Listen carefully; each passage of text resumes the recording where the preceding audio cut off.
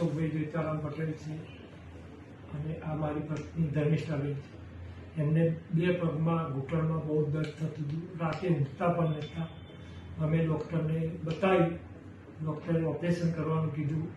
Operation અમને હિંમત કરીને ઓપરેશન કરાવી અને સરસ સારવાર મળી. ड्रेसिंग भी सरस करता था और स्टाफ भी अच्छा था. अब वो चल सकती है, फिर सकती है और सब कुछ काम कर सकती है.